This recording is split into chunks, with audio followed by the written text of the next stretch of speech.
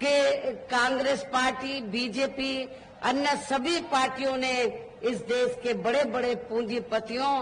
और धन्ना सेठों से चुनाव में, खासकर चुनाव में बॉन्ड के जरिए करोड़ों अरबों रुपया लिया है। लेकिन उस रिपोर्ट में आपने कहीं पर भी बहुजन समाज पार्टी का नाम आप लोगों ने नहीं देखा होगा, लिखा नहीं होगा रिपोर्ट के अंदर।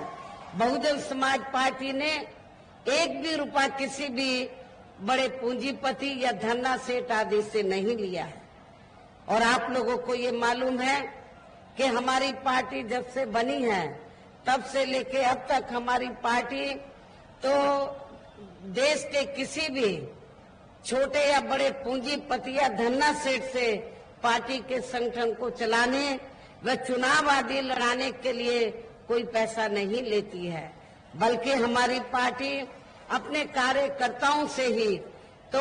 उनके आर्थिक मदद से ही थोड़ा थोड़ा धन इकट्ठा करके तो पार्टी के संगठन को चलाती है, अपने केंद्र कार्यालय को चलाती है, दफ्तरों को चलाती है। और जब चुनाव होता है तो चुनाव में भी हमारी पार्टी अपने कार्यकर्ताओं की आर्थिक मदद के साथ साथ अपने उम्मीदवारों से भी यही अपील करती है कि जब आप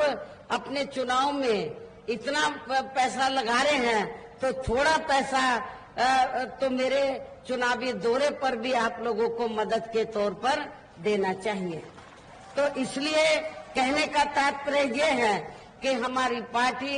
अपने कार्यकर्ताओं से विभिन्न रूपों में मेंबरशिप के जरिए, जन्मदिन के मौके पर तो जन्मदिन के जरिए तो थोड़ा थोड़ा धन इकट्ठा करके अपनी मूवमेंट को चलाती है, चुनाव आदि भी लड़ाती है। लेकिन दूसरी पार्टियों की तरह बड़े बड़े पूंजीपतियों और धन्ना सेठों से बॉन्ड आदि के जरिए पैसा नहीं लेती है, जो अब ये मामला माननीय सुप्रीम कोर्ट में चल रहा है, जिसमें बहुजन समाज पार्टी का नाम आप लोगों को कहीं भी सुनने के लिए नहीं मिलेगा। इसके साथ ही अब ऐसा लगता है कि कांग्रेस पार्टी की तरह ही बीजेपी ने भी केंद्र की तमाम सरकारी जांच एजेंसियों का ज्यादातर राजनीतिकरण ही कर दिया है। इसके अलावा देश के किसान वर्ग भी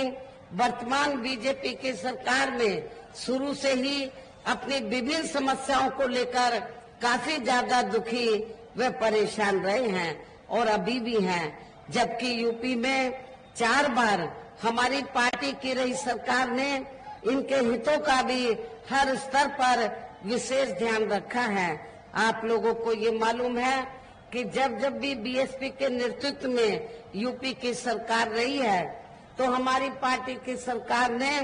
तो किसानों को खेती करने के लिए समय से सस्ते साधन उपलब्ध कराए हैं और उनकी फसल का भी उचित दाम हमारी सरकार ने दिया। इतना ही नहीं बल्कि केंद्र में पूर्व की रही कांग्रेसी सरकार की तरह ही वर्तमान भाजपा सरकार में भी इनकी जातिवादी, हीन, सांप्रदायिक एवं पूंजीवादी सोच व नीतियों के चलते ही पूरे देश में सर्व समाज में से खासकर गरीबों, दलितों, आदिवासियों, पिछड़े वर्गों, मुस्लिम एवं अन्य धार्मिक अल्पसंख्यक समाज के लोगों का भी पूर्ण रूप से विकास व उत्थान आदि नहीं हो सका है।